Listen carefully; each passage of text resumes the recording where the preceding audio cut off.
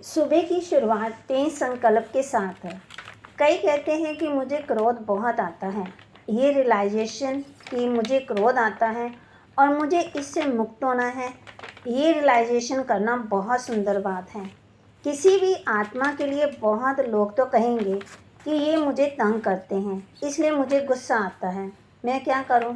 दूसरे कहेंगे क्रोध तो करना ही पड़ेगा, इसके बिना तो काम नहीं चलता संगठन में। कोई कुछ और कारण बताएंगे, लेकिन ये रियलाइज़ करना कि क्रोध बहुत बुरी चीज़ है, ये हमारी आंतरिक शक्तियों को नष्ट करने वाला है, इसे हमें छोड़ना है। ये बहुत सुंदर बात है। सेल्फ रियलाइजेशन है ना, ये छोड़ने के लिए हमें शक्तियाँ भी चाहिए और विधि भी चाहिए। एक छोटी सी विधि सवेरे उठने के पहले 1-2 मिनट में ही करनी होगी। उठें, बाबा को गुड मॉर्निंग की और 3 संकल्प कर लेना। मैं विजय रतन हूँ, क्रोध मुक्त हूँ, शांत हूँ। इसे 5 बार कर लेना। विजय होगी, क्रोध से मुक्त होंगे, शांति बढ़ जाएगी। लेकिन करना है उठते ही। ये बात अंडरलाइन कर लें सभी, बाद में नहीं कि स्नान करके तैयार होकर फिर कर लेंगे, उसका इफ़ेक्ट बहुत कम होगा। सबसे बड़ी चीज़ विजय में सबसे पहले हमारी तो विजय होती है, वो काम और क्रोध पर।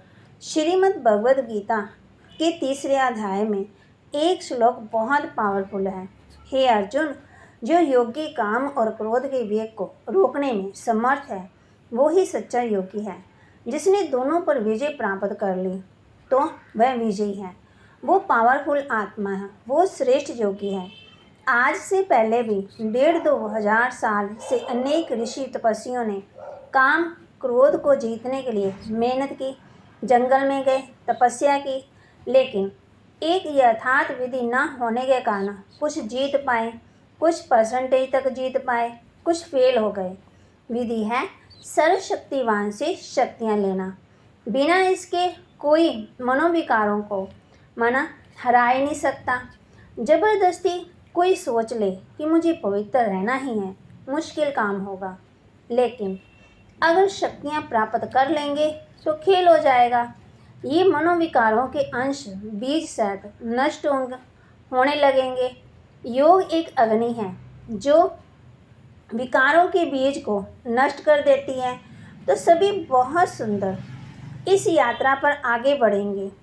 तो हमें इन बुराइयों को जीतना है।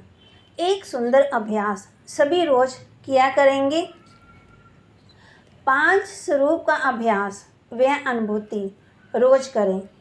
आप सभी ने सुना है मुरलियों में बाबा ने बहुत साल से लगभग अलग अलग तरीके से भी समझाया। 30 साल पहले से 5 स्वरूपों का अभ्यास करने पर बहुत जोर दिया सा। कभी कहाँ 8 बार कहो सारे दिन में, कभी कहाँ 12 बार करो। जब जब बाबा आए इन अभ्यासों पर विशेष अटेंशन दिलाया। क्यों? क्योंकि अगर हम स्मृति में रहते हैं कि मैं देवकुल की पवित्र आत्मा हूँ। देवकुल में देव युग में 2500 वर्ष तक मैं संपूर्ण निर्विकारी थी। मेरे में कोई विकार नहीं था और मैं बहुत सुंदर थी, शीतल थी, पवित्र थी, महान थी। अगर हम ये सोचते हैं तो समय जैसे जैसे आगे बढ़ा, अनेक उल्टी बातें संसार में होने लगी। कुछ आत्माओं के साथ ब्राह्मणों में ऐसा भी हो रहा है कि पहले तो बहुत अलबेले रहते हैं और जब परिस्थिति घेरने लगती है तब उन्हें श्रेष्ठ पुरुषार्थ की याद आती है। लेकिन जब तक फिर बहुत देर हो चुकी होती है, आत्मा खाली हो जाती है, नेगेटिविटी का शिकार हो जाती हैं। और ये नेगेटिविटी उल्टे संकल्प, कमज़ोर संकल्प, व्यर्थ संकल्प सारा खेल ही बिगाड़ देते हैं। इसलिए सभी को परिस्थिति आने से पहले ही बहुत अच्छी स्थितियों का अभ्यास करते रहना है, कर रहे हैं, बहुत और बढ़ाना है, ताकि स्वस्थिति के प्रभाव से परिस्थितियाँ पहले ही नष्ट हो जाएं, आपके पास आए ही ना। आप उतनी शक्तिशाली बन जाओ। ये बाबा की बात जो हमारे पास स्लोगन में लिखी है, सभी को अपने घर में ये स्लोगन लिख लेना चाहिए, रख लेना चाहिए। स्वस्थिति श्रेष्ठ होगी तो परिस्थितियाँ बदल जाएंगी। बहुत बड़ा रहस्य है वाइब्रेशन का, बहुत भारी इफ़ेक्ट है वाइब्रेशन का।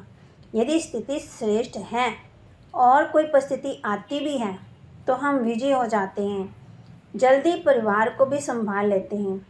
कई माताओं को हम देखते हैं परिस्थितियों में इतनी अच्छी स्थिति वो रखती हैं, पूरे परिवार को संभाल लेती हैं। ये बहुत अच्छी बात है।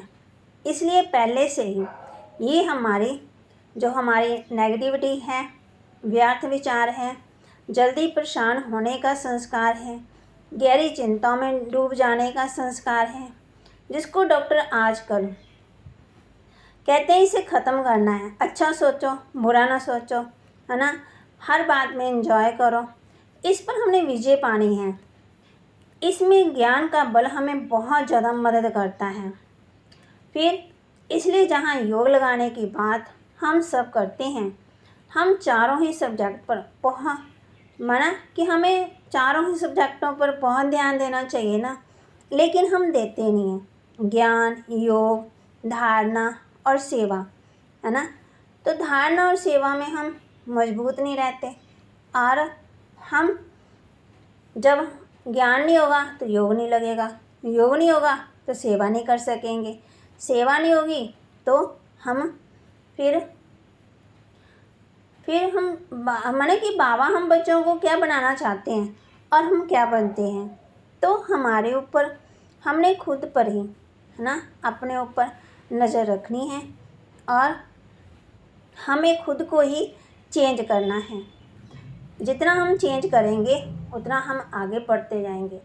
अपने संकल्पों को श्रेष्ठ बनाना है।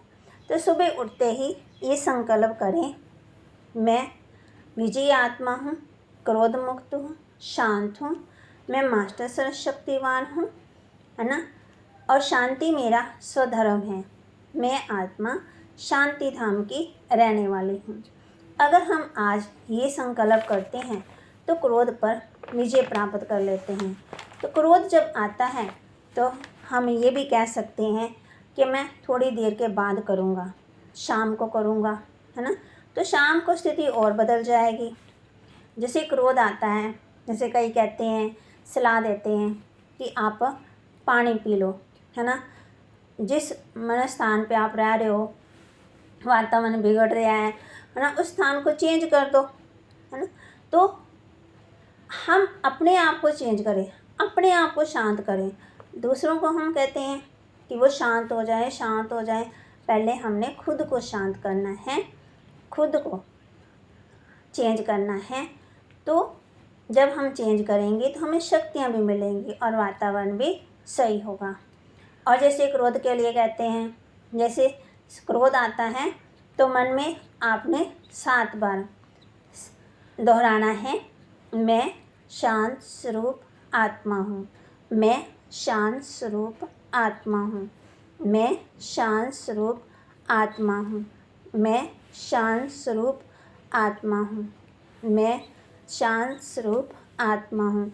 ऐसे हमने 7 बार अभ्यास करना है और शांति के वाइब्रेशन भी फैलेंगे और स्वस्थिति भी श्रेष्ठ हो जाएगी और परिस्थितियाँ बदल जाएगी, है ना। तो ये बहुत बड़ा रहस्य है। एक तो वाइब्रेशन शुद्ध हो जाएंगे, तो हमने खुद को करना है, दूसरों को नहीं कहना। खुद करेंगे तो खुद हम देवकुल की आत्मा बनेंगे और देवकुल में जाएंगे और हम संपूर्ण निर्विकारी बन जाएंगे। ये हमने सोचना है कि मैं देवकुल की आत्मा हूँ, देना मेरा फर्ज है और मैं संपूर्ण निर्विकारी हूँ। और ऐसे हम सोचते सोचते खुद बन जाएंगे। ओम शांति।